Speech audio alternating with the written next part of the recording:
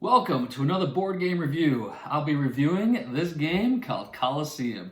It is by Days of Wonder, same people that have created like Ticket to Ride, that's a little bit more famous. Colosseum is a fun game that I enjoy playing, but I know not a lot of people have heard about it. Not a lot of people talk about it because there are some aspects of this game that do make it a little more difficult. Can make it a little bit more mean, where you can't achieve what you're trying to achieve, and it makes it a little harder depending on what you're doing with your players. But I enjoy it for some of those reasons. So let me get into it and hope you enjoy. All right, so here's what a typical game looks like with it. This is with a 5-player game. So you have their own, at the very beginning, you start with just 2 Colosseum squares. And as you progress, you can be able to add more of these squares. But if 5 players were to be playing, you would set them up where it says, there's the 4, let's go over here where it kind of says, like this is where 3 to 5 players, if you're to just do 3 players, they would start in that area. Or if you just had 4 players, it would start here, 5 players would start there. And if you only had 3 players, there's a spot for 3 players. It's for 3 to 5 players. I found it to be a little bit more entertaining with the full 5 players, but it does take longer to be able to play. We played it recently with just my wife and son, which was great that my oldest, my 12-year-old, was able to get into it and create his own strategy. But with 3 players, it does become a little more difficult where you don't move these guys as much.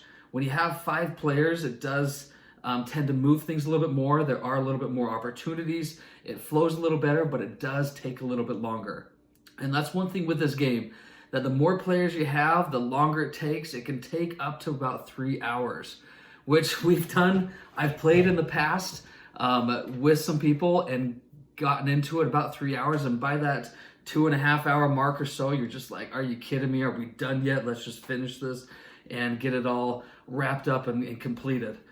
Where if you do have just those 3 players, it does seem to go a little quicker, but you don't get as much going on with it. And so I do recommend, if you got the time and you do have the ability to be able to jump into it and really learn it, then those five players do make it a little more entertaining.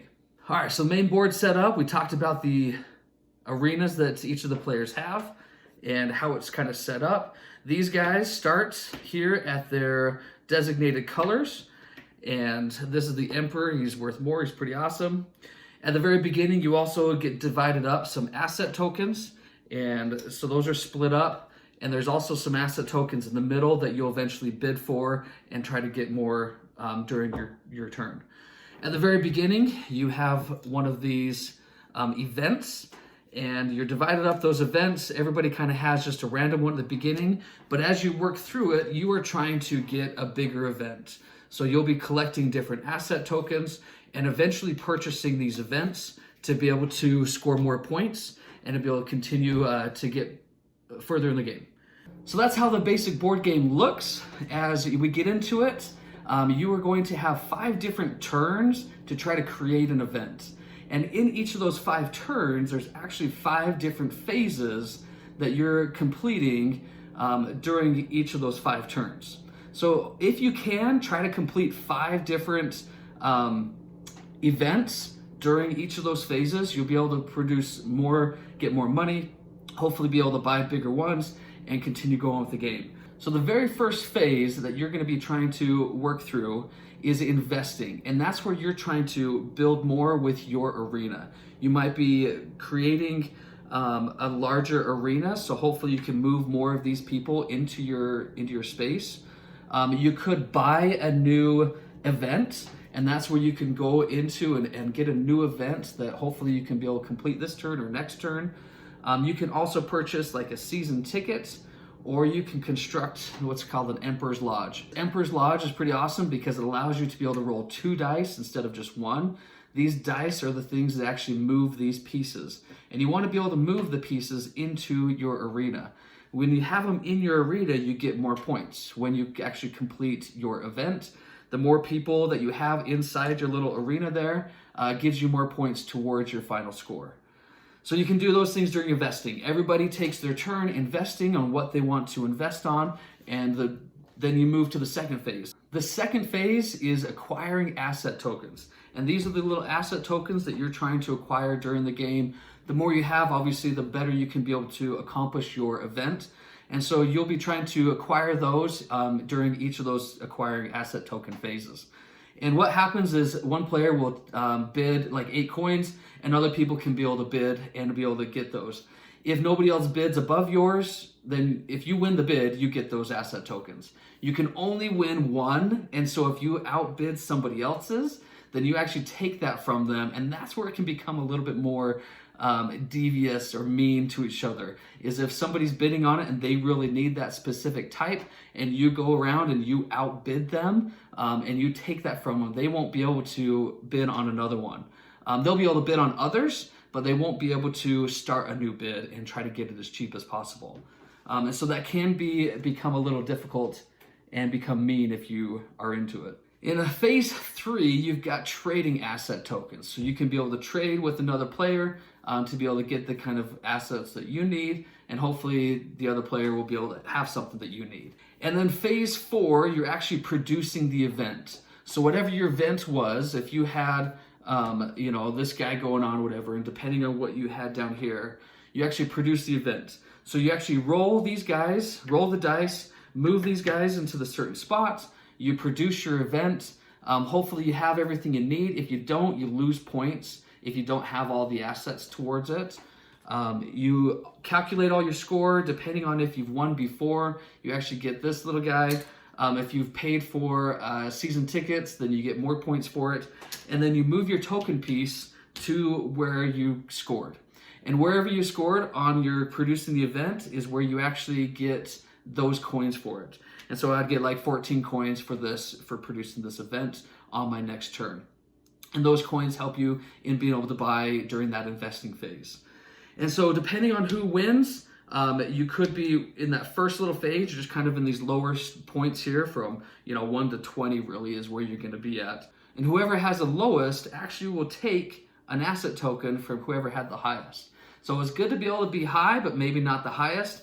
But also when you are the highest, you get extra 3 points, which if you collect those during the game, during the rounds, then you'll be able to have more points at the end. So it is good to be able to be at the highest, but you do get an asset taken from you from the person that was the lowest. A couple other things that are happening with the game as you're playing is when you're moving these pieces, and you always move them in a clockwise, if you were to move one of these pieces onto one of these squares that have a little medallion on there, then you actually get one of these guys. And this will allow you to, you could turn it in later, which will allow you to get more points or be able to move another person a little bit more space. Or also, I'm upside down here. Ha! So you'll have those. You get more points here, you get coins, or you can move one of these guys more spaces. If you collect 2 of them, you can be able to turn 2 of them in to be able to invest on another thing.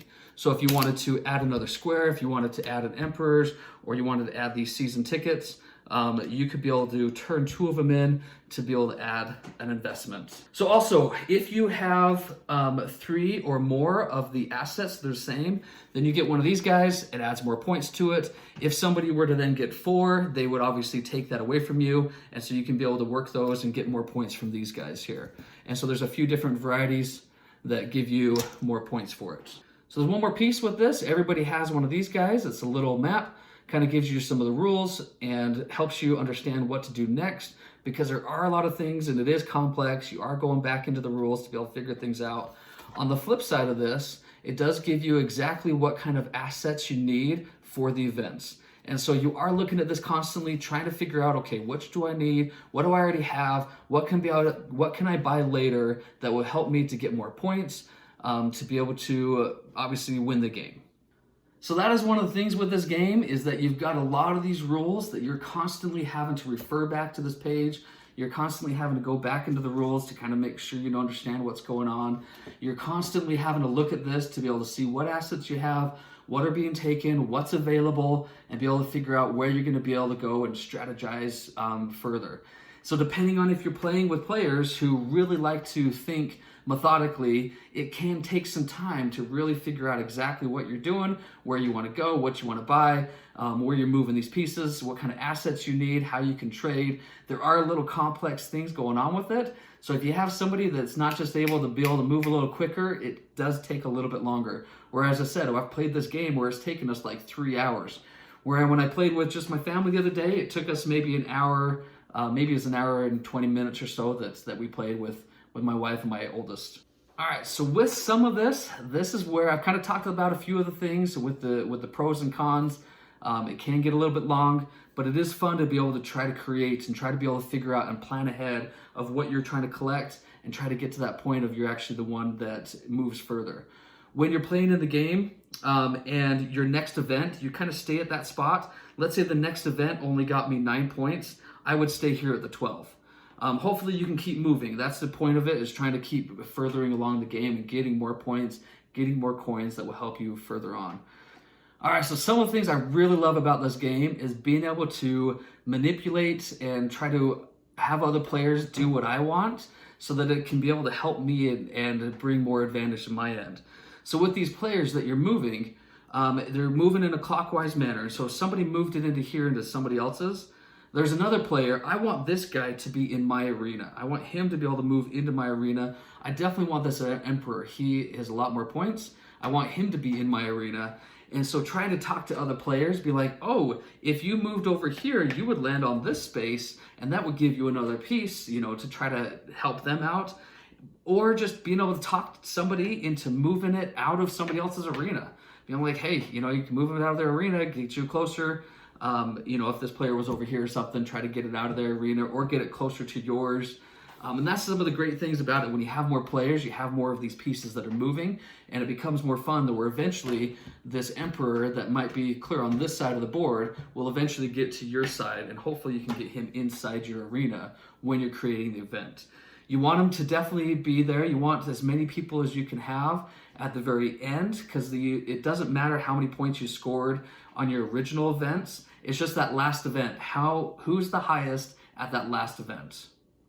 Other things I love to be able to do during this game is to look at what other people are doing. What are they going for? What kind of assets do they have? Because if I can kind of see what they're going for, then hopefully, if it's my turn first and I'm in the investing phase, I could steal and actually purchase what they were trying to go for. Or just be able to know what they're going for so you don't go for the same thing. You can be able to try to get something else so you're not having to play that game of they took yours, depending on who's going to be investing on what stage. It could be that this player over here is investing first and they might take yours. So be able to watch and see what other people are going for, what other people have, and that will be able to help you and be able to figure out what you're going to do. Another thing that I enjoy is when you are trying to bid on these asset tokens is being able to manipulate somebody else into talking them into outbidding somebody else. Whereas if you know that they're going for, the green or whatever, and there's no other green on the board, and that person needs it, you can be able to talk into somebody else into trying to outbid this other person. Hopefully that can work to your advantage. Last time we played, my wife actually talked my son into stealing something that I needed, and so she was able to work that manipulation into getting something that he needed, but also it really hurt me during the game, and so it affected me later, and I wasn't able to actually go for what I was going and had to change my plan. One other thing that I enjoy, which is just with all Days of Wonder games, is just how it looks, how it feels. The game does flow pretty smoothly if you know what's going on, and you'll be able to move those steps in, and you can get people to be able to go a little faster on their turn, and then it can move pretty smoothly. If you don't know what's going on and you have to go back to the rules and you have to look at those other things, then that does make things a little bit more complex and does make things not go as smooth, which then makes the game drag out a little further. But I do love the arts. I kind of love the style. There's a lot of different unique things with it. I love these little tokens that are with it. These little pieces that you can move with the Emperor and the Senators. So those make it a little fun, be able to have the different things that you're going for. There's a lot of different options. There's a lot of different things. So there's good things to be able to choose from and to be able to really plan that out. I love being able to plan out and try to figure out what I'm going for and take those to my advantage to be able to get the most points at the end. All right, so overall, if you don't mind playing with a little bit of length, you don't mind playing with a little bit of rules, then this is a great game to be able to jump into, depending on who you play with as well. If you play with some people that are way too methodical and they think way too much and they take their long time, it does slow things down a little bit. If you play with somebody who gets offended easily, because you may take one of their asset tokens and it makes their life harder, their gameplay harder, and they get ornery about it, then that does tend to make it not as fun. But if you can be able to let things roll off your back, you can allow that to be able to happen, have some fun with trying to manipulate other people into doing things that you want. Granted, that's going to happen to you as well, as it did with my wife doing that to me. So if you like those things and you can deal with some of those things, this is a great game to be able to have. Days of Wonder is excellent. Their Ticket to Ride and other games that they've created, they've got some good stellar things happening. This isn't one that a lot of people talk about because there are some negative things with it. But I enjoy it. I really enjoy playing this game. I love diving into it and being able to figure out my strategy. And a lot of times I don't win, but it is fun to be able to try to win and be able to get that last event to be able to really score a lot of points and be able to get a lot of things with it. Hope you guys enjoyed. Please subscribe. Please, if you do like this, I created another one and people watched it. And so I'm going to try to continue to make these reviews for you guys. If you like them, please subscribe, click the like button, comment down below, say what you do like, what you don't like, and hope you enjoy. Have a great day.